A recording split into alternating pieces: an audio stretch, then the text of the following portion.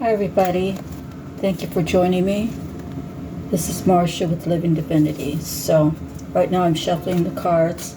I want to thank God for the opportunity to read for all of you. I'm just going to be putting the deck in front, and I'll do some cuts in them, like splits, whatever you call it, in the deck, and then I'll just begin going from the top.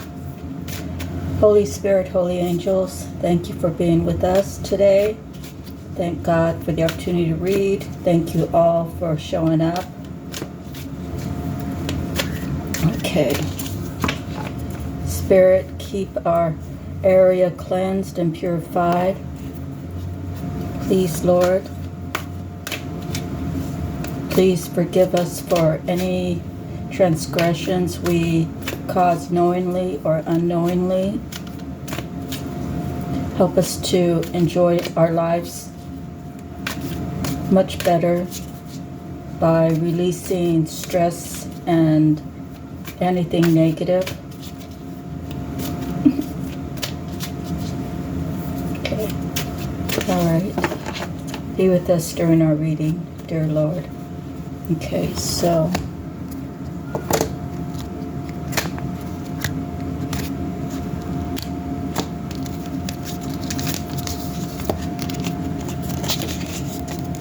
do one more split, kind of down the center somewhere.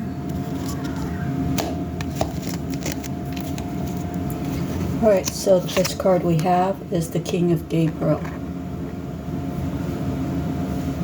Move this out of the way a little bit. And the King of Gabriel, generous, inspirational, dramatic, driven. Keep your eyes on the big picture. Leave the details to others. Experience that leads to success. Genuine concern for others. So this is someone who, a king usually is kind of like a bigwig, right? And this person really cares about whatever decisions that are made and how it's going to affect the people that work for him or for her. Okay. So the next card we have is the Ten of Michael. So when we look at these numbers, the king is a 1, the 10 is a 1-0. So you might be seeing 11, 1-1. You might be seeing 1-1-0. You might be seeing in your life, you might be seeing something coming to a completion. The Ten of Michael, that's what it speaks of, a completion. A situation has ended and you are finally free. New opportunities for happiness will now follow. Put the past behind you. So it's really important to, when there is an ending, in other words, when there is an ending, you really, everybody's kind of different. I believe, like, if you've been married for a long time and you are ending ties, you know, you can do it subtly, like, you know, the separation, of course, is nothing could be subtle about that, but the actual ending, sometimes a situation calls for just a complete cutoff and no contact. And, you know, that's hard when you've spent time with that person or those people, and you kind of want more, although you know it's toxic, right? You want more because of the way you feel about them, not necessarily of the way that they feel about you. You know, maybe they've been sort of saying like they care and they love you, but the actions aren't there. So everything has to add up. No one can come and tell you that, you know, they want the best for you and they're always going to look out for you and they're going to be there for you. But the actions are never there. So that's a clear indication that, as much as it might hurt to walk away, that's something you have to do for yourself. Okay, so put the past behind you is the 10 of Michael. The 8 of Michael comes out. It says you can be free, make a courageous choice choice to change your situation, not seeing things clearly. So sometimes, we could be misguided. We can misguide our own selves just by inviting other people to give their opinion about your life or what you're going through. It could be, you're not following what you truly feel, or maybe you've just had some confusion as to how you truly feel. So it's going to be different for everybody. But the 8 of Michael is telling you you can be free. Make a courageous choice to change your situation.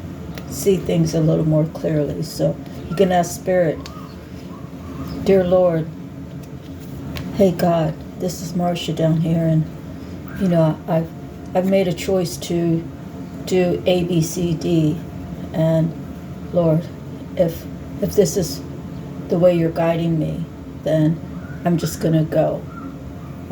If this is really not the way that you want me to go, please send me a sign. Okay. So the next card is the 5 of Raphael. Everything happens for a reason. Release regret and embrace the opportunities for happiness. Search for the silver lining. So the only story that comes to mind is when Chris and I were living in Hawaii. That's my second husband. During that time we were married, but we're no longer.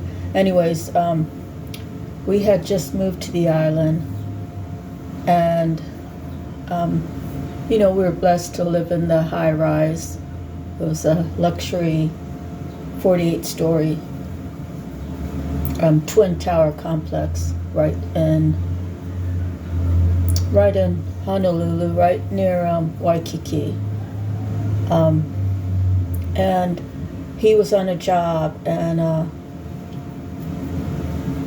so if you've been with me for a while, you know the story, but this is the story that really resonates for me. So that's why I tell it.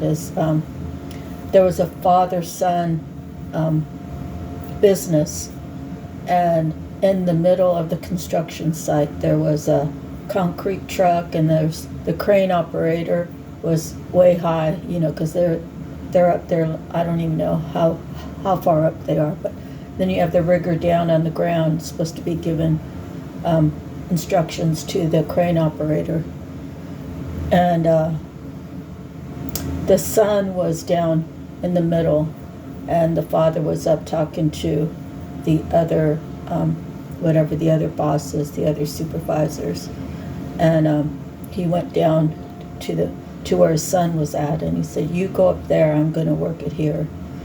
And so what happened was there was some sort of miscommunication between the rigger and the crane operator, or maybe it was faulty. Maybe the crane wasn't working right. I don't really know. I can only tell you that the crane operator, and kind of like full throttle, is how Chris said, went to lift up his hook, and it got caught onto the concrete truck, and it lifted up the arm of the concrete truck until it snapped away from the concrete truck. So when that happened, it hit the father on the top of his head, and it hit him so hard that he actually he jumped out of his boots, but he landed, and Chris said he stood there for like 3 seconds and then collapsed. And he said it was like the movie, can't I remember, Terminator, where there was the metal guy who could get melted and put back together. But Chris said it looked like him when he got slashed in the head, and part of his head fell to the right. So the guy's head, obviously couldn't handle that compact. The guy was dead. And he stood there for 3 seconds or something like that, and he fell over. And Chris was like, I can't believe they just covered him up. And it's like, Chris, what would you expect them to do? They can't save him, so Chris is really upset, like, you weren't there, you don't know. And I was like, Chris, you got to look for the good in that. And he got really upset at me. He's like, what good can you get out of that? I said, Chris, you said that the son was down there, and the father told him, you go up there, I'm going to work the ground this time. I said, don't you think the father would rather have given his life instead of him losing a son when the father was probably like close to 60, or maybe he was in his 60s? He's already lived his life. Don't you think that he would want his son to have a full life? Or do you think he would have wanted to watch his son die in the same way that he died? So, Chris is like, well, yeah, that's true. I said, in bad situations, the only way to get through it is to look at where there was any good out of it. So the property, they ended up closing down the whole site for like 3 days. They had a blessing where a Samoan or Hawaiian lady comes and she says prayers over the land. So, they have their own rituals, right? So when everything happens for a reason, what's the reason? What's the reason that you're going through something right now? It's not being done to you, it's being done for you, so you learn a lesson. I know that I never want that kind of relationship in my life again. I know that next time I'm going to seek these other qualities versus these other qualities that I was originally searching for. It's a way to make you come out of it with a lesson. If you choose to learn the lesson, if you don't choose to learn the lesson, you'll keep going through the same cycles until you do. So everything happens for a reason. Release regret and embrace the opportunities for happiness. Search for the silver lining. The next card we have a 4. 4 of Ariel. When you give, you also receive. Being resistant to change. Extremes in how you save or spend money. So sometimes, sometimes we're living the high life. We're making enough money to clothe ourselves, house ourselves, to eat like pretty decent, and to go out on the weekends. Well, I can tell you, after 10 years of living that life, I had done everything that I wanted to do.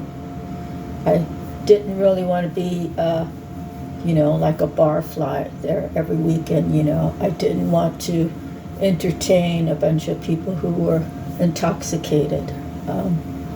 Drinking became so less important to me. I had other things that I wanted to do in life. So that was the turning point between me and my first husband, as he still wanted to party, he still wanted to run around. He wanted to do what he wanted to do, but he wanted me to wait while he grew out of it. And he kind of never did, and he kind of never was real fair with me. It was his way or the highway, and he did that because he thought he could get away with it, and he did for many years. Well, payback, I always told him payback was going to be an MFer. And, so people know the truth, but they coddle him, whatever. He's a grown man still crying about his loss. And he did it to himself because he never treated me right. Okay.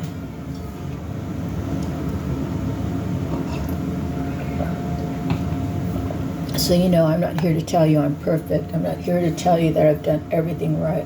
I'm here to tell you that I just really wanted someone to love me as much as I love them. And I realized that the only true love that I could ever really have is my my connection with God. Jesus is my brother. He's a very close brother. He was here on this earth doing miraculous things. He tolerated so much for the love and grace of God, our Father. I have nothing but immense respect for who he was on this earth and where he's at up in heaven. Okay, so our next card is the Page of Raphael. Gentle, loving, dreamy, open-hearted. A new emotional situation. Messages regarding relationships or social invitations. Great intuitive insights. So have you ever been invited somewhere and you opted not to go? Maybe you're invited somewhere and you never replied. Maybe you thought that, well, this is too good to be true. Maybe you thought that, well, if I open my heart up, I might get hurt. Can this be trusted? For some of us, we know what we know, and it is what it is.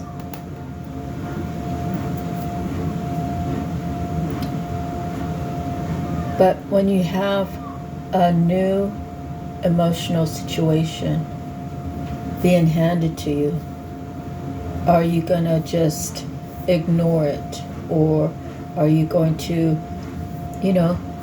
dive deep into it and say, hey, I'm not done being a loving person. I'm not done being a dreamy person. I'm not done being a gentle person. I'm not done being an open-hearted person. Open-hearted people often find themselves hurt. They're giving too much to those who don't even really deserve it. But they give it because of the way that this person loves. This person loves open-heartedly. This person loves in a gentle, loving, dreamy way. And they fall in love with the person that they're with, the dreamy way that they see them. They just want to be gentle and loving. And yeah, they open their hearts up, but they're not really doing the research of who this person I'm being attached to. Who is this person? What are they going to mean in my life? Are they going to be long term? Are they going to be here for a night or here for a week? And those are the hard questions you have to ask. You have to say, hey, I really like the vibe that we're sharing right now. I know you feel it, right? Where is this gonna go? I don't know, male or female. I'm afraid to open up. I've been hurt in the past. How do you tell someone that? And then they might think, oh, this person, this guy or this girl has really been hurt a lot, and I don't think I want to help them with their baggage. Someone else might say, oh, well, this person is really being open-hearted and truthful with me, and can we build something, and can we, I have pains myself, can he mend me as well as I mend him, and we mend together? So it all has to do, for me it has to do with the Trinity, the Father, Son, and the Holy Ghost. When two people come together and they both have words of love and respect and honor and trust and faith and hope, when they're speaking those words, they have to know that God's looking over them. God's hearing them say all those words. Are those meaningless words, or are they're meaningful words being used to manipulate or to gain something. Again, it's going to be different for everybody, so we really have to do our research. We really have to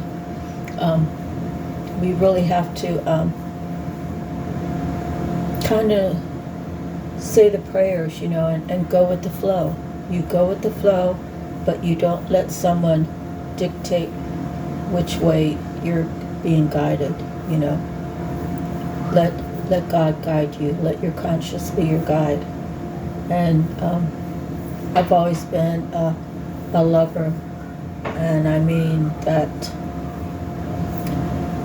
I've always opened up to people, like, kind of like I did when I was 5 or 7. I've always been kind of an open book, and an open book means that people see who you are, and they can see the nooks and crannies where they can sneak in and they can take advantage of you. So, I've learned a valuable lesson regarding, I am truthful and I am honest, but I tell you, to have an open heart, it takes a lot of courage in this world today, because there's so many people who are out to see what they can get, no matter who you are, no matter what you are to them, who you are to them. If they have a desire or something that they know that you can give them, that's other than, the connection with God, right? Only the connection with God is worth sharing. All this material things, yeah, it's great to receive a gift, it's great to give a gift, but in the end, what matters most is everybody being on the same page, to me. So I say, the page of Raphael says, gentle, loving, dreamy, open-hearted, a new emotional situation, messages regarding relationships or social invitations, great intuitive insights. So if you've been offered something, or if you've been invited somewhere, maybe you should consider that as a new situation. Let's see, maybe this person has great intuitive insights you could learn. Okay, so that's kind of how I read that card. Moving forward, the 7 of Ariel. You have harvested wisely. Have patience and wait for the harvest. Review your progress and make plans for your next endeavor. So sometimes we're on a job and we've learned everything we can learn about it. We've mastered that. Are we happy just staying in that one position? Yeah, I'm the best of the best, and I've been here for 15 years and no one can outdo me. I do the same job, and I could do it with my eyes closed. Yeah, there's a benefit of boastful, I can and I am and I can do it, and everyone else has situations, but in the end, you're doing the same job for 15 years. Anybody would expect someone to master it in 15 years. And some people are perfectly happy doing that one job for 15 years. And if that is you and you feel like, yes, I'm happy doing this job, more power to you. I've never been anyone to stay on a job where I stopped learning. So that, we're all different people, right? So you've invested wisely, have patience and wait for the harvest, review your progress and make plans for your next endeavor. So once you've mastered that, you could reach out and do something different. You can do some side hustles that gives you some creativity. You could incorporate some other things in your current job to make it more interesting. Okay, so I want to talk about, that's why I pulled the cards up. The King is a 1. The 10 is a 1. The 8 has to do with, the 1s are new beginnings, and the 8 has to do with power, strength. The 5 has to do with change. The 4 has to do with stability or foundation. The page is a 1.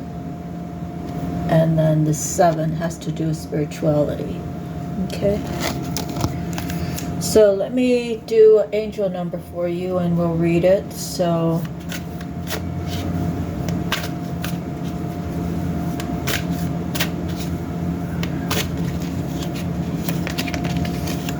we have 5, divine guidance.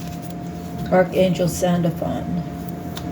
The search for the meaning in life. Consider an alternative approach. Surround yourself with wise teachers or friends. So, do we want to hang around with a bunch of I'm going nowhere fast people, or do we want to, put ourselves in the company of innovation, security, stability, living off the grid, it could be something like that. Could be your spiritual journey, connecting with the right people. You become the student after 15 years on one job. Everything there is to know when you're ready to move off to something different. Yeah, you'll have people around you who are eager to teach you. Doesn't have to do with anything of how you look, are you tall, are you short, are you muscular, are you fat, are you, what it has to do is the fact that you actually survived working one job for 15 years and you finally decided to make a change to better your life, which would make anyone excited about teaching something new to someone who's been in the same position for 15 years. Okay. Our next card for the angel number is going to be 7. The Chariot. Archangel Metatron. Determination and self-control, career advancement, acknowledge of success by others. What I just said, someone's moving on to another job. They've done the job. And they're like, hey, I need more out of this than this. You guys aren't willing to promote me. And the promotion could be very not even worth it, after, sometimes you're on a job for so long, they say, oh, well, she's been here 10 years, she'll accept a quarter. What's 25 cents? 25 cents times 40 hours, that's $10. It gets taxed 33%, so you're staying in a job to make $7 more in a week's worth and a 40-hour work week, right? Okay, so the last card popped out and I turned it over and it was the Magician, so we're going to hold on to it. The Magician, Archangel Raziel. You can manifest the life you want. What you need will magically appear. Successful beginnings. So I say this is a very important reading because those are 3 major arcanas that came out. But let's see what angel number 571 has for Joanne.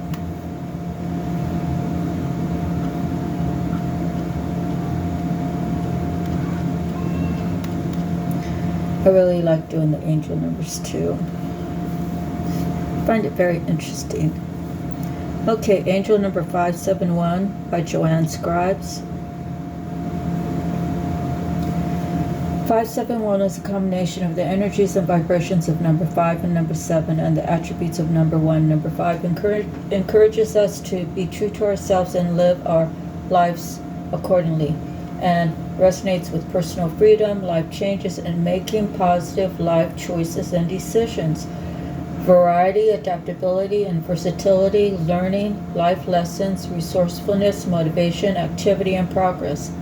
Number 7 resonates with the energies of spiritual awakening and development, empathic and psychic abilities, persistence of purpose, introspection, and inner knowing. Number 1 relates to new beginnings, motivation and progress, individuality, self-leadership and assertiveness, achievement and success. Number 1 tells you that you create your realities with your thoughts, beliefs, and actions, and encourages you to step out of your comfort zone and get out there. Angel number 571 brings the message that you are a very powerful being, and due to recent life changes, you are now growing ever stronger in spiritual awareness. You have been working devotedly towards expanding and elevating your consciousness and making necessary positive changes in your life. The angels ask that you continue on your current path, knowing that you are being surrounded, supported, and divinely guided each step of the way. You create your own reality, and your experiences follow your intentions. And angel number 571 tells you to make bold choices and changes in your life. It is time to focus on your personal spirituality and life purpose and pursue your true soul mission without further delay. Call upon the angels for guidance and assistance. If feeling any fears or doubts about your path, be true to yourself and your personal choices and actions, and trust your intuition always. Angel number 571 suggests that you will experience good fortune, which will lead to the manifestation of your heart's desires. It is the energy of just rewards and indicates that you are on the right path in every way. Maintain a positive attitude and outlook and keep up the great work you have been doing. Trust that the current changes taking place in your life are for your highest good and will bring many unexpected blessings. Okay? So, remember, you can manifest the life that you want when you choose to surrender, when you choose to stop trying to control the narrative, control the outcome. Go in prayer. You know, I don't really ask God for a lot because I know that a lot of people are praying for the betterment, like, of their families, right? Could be someone who lost a job. Oh God, you know, please help me. I've lost my job. I have a wife. I have a husband. I have children to look after. You know, then you have those, oh God, please help me. I have a relative, could be a child, God forbid, whoever is praying for miracles regarding cancer. I say, God bless you. But you know, God has so many people praying and asking that I usually don't ask for too much. I ask for peace in my life, and I do ask for, you know, confirmation. Lord, did I do a good reading? You know, am I doing the work that you want me to do? But I don't really ask too much because I'm satisfied that God's already made promises to me that I see them coming into fruition, and I stay in a mind space of being thankful and to appreciate every day of my life. And Lord knows that I'm not perfect. Lord knows that I have down days. Lord knows that some days, you know, I can't be as energetic or really feeling in the mood for certain things, you know. So we have to accept who we are. We have to accept where we are at this time. What we don't have to accept is, must I stay here for the rest of my days? Can I have better in my life? Can I change my life for the better? Can I have better people in my life? Can I have more abundance in my life? Can I have a better job that gives me more freedom, that gives me enough to make my ends meet, that I can grow into, a mega company, or something that I can own my own private jet if I choose to, or, that's not me. I'm just saying that some people out there might have aspirations like that. To aspire to have the money to help others, to build a community of giving hands, like back in the day, or even the Amish people. The Amish people, they don't really deal with money too much. Everything they do is barter. Of course, I don't know how it is with the government now, but what I know about them from when I lived on the East Coast was they bartered everything, and I guess they had to use money for certain things, but it wasn't something that they did abundantly. They chose to work amongst their people and even exchange for services or goods. So that's kind of, they have a unique way. I think the worst thing is, I'm not judging them because I've never lived as an Amish person, but I've heard stories about when people want to leave and they want to see more of the world, they get kind of denounced from their community. So I'm not sure if I really agree with that, but they have their own rules and they live by them. So that's a positive thing. So anyways, that's the end of our reading. I want to say thank you, God, and thank all of you for being here with me. And today is Sunday. I'm not sure if you'll not see this until Monday, but whatever it is for you, God bless you. And remember, you create your own reality with your thoughts. So do a vision board, do some journaling, do some 3x5 cards. When you write it down, when you write down positive affirmations, you write it down and then you review them. You can review them once a day. You can review them 3 times a day. You review them and you see, am I taking the proper steps to making these goals come true? I need to trust in divine timing. I need to stay in a mindset of God first in my life. I have to maintain doing God's work, doing God's bidding for the love of God. Everything is about love, and everything is about God. And everything else, as above, so below.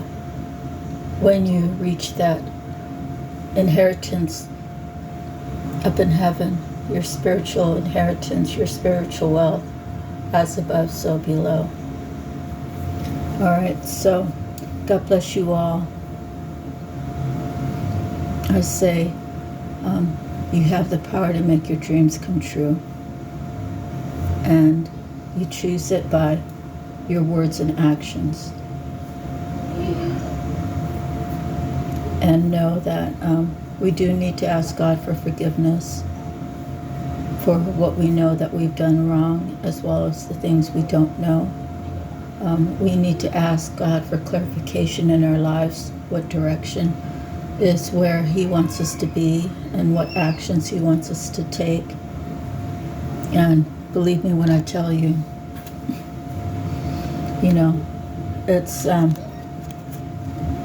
not really the game of life, but I can tell you that when God nudged me to say things, when God nudged me to do things, and I took action, I felt very proud. I felt like, God is here protecting me as I say and do what He wants me to do. I'm cracking eggs, cracking eggs as in, I don't know, it's kind of like something I just thought of is like someone might walk around thinking they're the perfect egg, right? And then you go crack them because they're not perfect. There's nobody perfect like God. So that's kind of a weird thing for me to say, I guess. But, you know, taking the illusion out of my life and making people see things, you know. You plant the seed.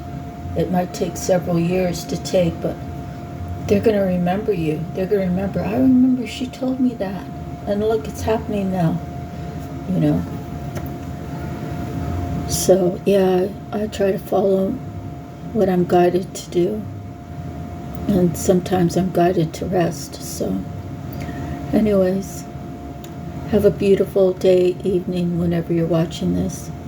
And remember, mind, body, and soul. You can change whatever you want in your life for the better. It's by promising yourself things that you will no longer accept as right. Be true to yourself. Sending you love and light. Bye-bye. God bless.